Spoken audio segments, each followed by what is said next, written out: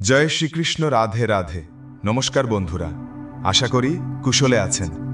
বন্ধুরা, বর্তমান তথ্য প্রযুক্তির যুগে বিভিন্ন ধরনের সামাজিক মাধ্যম থেকে শুরু করে বাস্তবেও বিভিন্ন ধরনের আবেগপ্রবণ বক্তব্য শুনতে পাই। এসব মাধ্যমে আপনি হঠাৎ শুনলেন কোনো একজন ব্যক্তি খুব আবেগের সাথে কিছু বলছে, আর আপনি সঙ্গে সঙ্গে সেটাকে সত্য ভেবে ফেললেন। ভাবুন তো, কেউ বলল, তুমি যদি এই কাজটা না করো তুমি কেমন মানুষ, আর আপনি সাথে সাথে আবেগে আপ্লুত হয়ে সিদ্ধান্ত নিলেন আমাকে এটা করতেই হবে। কিন্তু কিছুক্ষণ পর যখন আপনার আবেগের মুহূর্ত চলে গেল, তখন মনটা বলে, আমি এটা কি করলাম? বন্ধুরা, এই ভিডিওতে আমরা জানব কিভাবে একটি আবেগপূর্ণ বক্তব্য আমাদের ভিতরকার আবেগ অনুভূতিকে জাগিয়ে তোলে, কেন আমরা তখন বিচার বিবেচনা ভুলে আবেগের দ্বারা নিয়ন্ত্রিত হয়ে সিদ্ধান্ত নিই, এবং আমরা জানব কিভাবে ভগবদ্গীতা ও আধুনিক বিজ্ঞান আমাদের সেই আবেগকে নিয়ন্ত্রণ করতে শেখায়। আমরা প্রতিদিন প্রচুর তথ্যের মুখোমুখি হই। খবর, সোশ্যাল মিডিয়া, বক্তৃতা, ধর্মীয় কথা, রাজনৈতিক বক্তব্য, এই সব কিছু আমাদের আবেগকে উস্কে দিতে পারে। ধরুন কোনো নেতা বললেন, তুমি যদি এখনই প্রতিবাদ না করো তাহলে তুমি দেশের শত্রু। এই কথা শুনে হাজারো মানুষ বিচার বিবেচনা না করে পথে নেমে পড়ে। কিন্তু এটা কেন হয়? কারণ অতি আবেগ মস্তিষ্কের যুক্তিবোধকে চাপা দিয়ে দেয়। নিউরোসায়েন্স বলে আমাদের মস্তিষ্কে অ্যামিগডালা নামে একটি অংশ আছে যা আমাদের আবেগ নিয়ন্ত্রণ করে। যখন কেউ আমাদের আবেগময় ভাষায় কিছু বোঝায়, তখন অ্যামিগডালা সক্রিয় হয় এবং মস্তিষ্কের অন্য একটি অংশ, প্রিফ্রন্টাল কর্টেক্স, যেটা সিদ্ধান্ত নেওয়ার অংশ, সেটাকে দুর্বল করে ফেলে। এই অবস্থাকে বলা হয় অ্যামিগডালা হাইজ্যাক। আর তখনই আমাদের প্রচণ্ড আবেগের কাছে আমাদের যুক্তিগুলো পরাজিত হয়।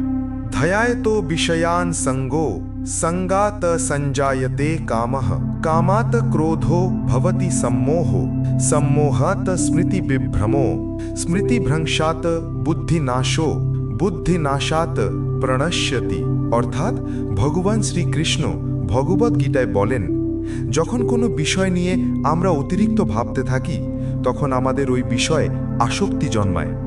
আসক্তি থেকে কামনা, আর কামনা পূরণ না হলে ক্রোধ। ক্রোধ আমাদের স্মৃতিকে নষ্ট করে ফেলে, অর্থাৎ আমরা ভুলে যাই আমরা কে, আমাদের আসল মূল্যবোধ কি। তারপর আসে আমাদের বুদ্ধির পতন এবং সিদ্ধান্তের ভুল, আর সবশেষে ধ্বংস অনিবার্য হয়ে ওঠে। কুরুক্ষেত্রের যুদ্ধের শুরুতেই অর্জুন বললেন, আমি যুদ্ধ করব না, আমার আত্মীয় গুরুর বিরুদ্ধে আমি অস্ত্র তুলতে পারবো না। এটা ছিল অর্জুনের আবেগ। তখন ভগবান শ্রীকৃষ্ণ বলেন, হে অর্জুন, আবেগ নয়, কর্তব্য এবং জ্ঞান দিয়ে তুমি তোমার সিদ্ধান্ত নাও এবং স্থিতপ্রজ্ঞ হও। মনকে স্থির করো, অতি আবেগে ভেসে যেও না। এটাই গীতার মূল শিক্ষা। আধুনিক বিজ্ঞান আমাদের শেখায় কিভাবে আবেগ নিয়ন্ত্রণ করতে হয়। এর সঙ্গে ভগবদ্গীতার অনেক মিল রয়েছে। কগনিটিভ রিঅ্যাপ্রেজাল, অর্থাৎ কোনো ঘটনা বা বক্তব্যকে নতুন দৃষ্টিতে দেখা। যেমন কেউ বলল, তুমি কাপুরুষ, তখনই নিজেকে বলুন, না, আমি বরং বিচক্ষণ, আমি কখনো তাড়াহুড়ো করে কোনো সিদ্ধান্ত নিই না। মাইন্ডফুলনেস অ্যান্ড ব্রেথ কন্ট্রোল, ধ্যান ও মনোযোগ। 1 মিনিট গভীরভাবে শ্বাস নিন। গীতায় বলা হয়েছে অভ্যেস এবং বৈরাগ্য দ্বারা মন নিয়ন্ত্রিত হয়। ডিলে রেসপন্স, তাৎক্ষণিক সিদ্ধান্ত না নিয়ে অপেক্ষা করুন। ভগবদ্গীতায় শ্রীকৃষ্ণ বলেন, যিনি ক্রোধে উত্তেজিত হন না, যিনি ধৈর্য ধরেন, তিনিই প্রকৃত যোগী। এই সব কৌশলগুলো আমাদের আবেগ নিয়ন্ত্রণ করতে সাহায্য করে এবং ভুল সিদ্ধান্ত থেকে সরিয়ে রাখে। একজন তরুণ, নাম শুভ, সে ফেসবুকে একটি ভিডিও দেখে খুব আবেগপ্রবণ হয়ে পড়ে। ভিডিওটিতে বলা হচ্ছিল, তুমি যদি এই ধর্মের পক্ষে না দাঁড়াও তুমি বিশ্বাসঘাতক। শুভ ভিডিওটি তার বন্ধুদের কাছে শেয়ার করল।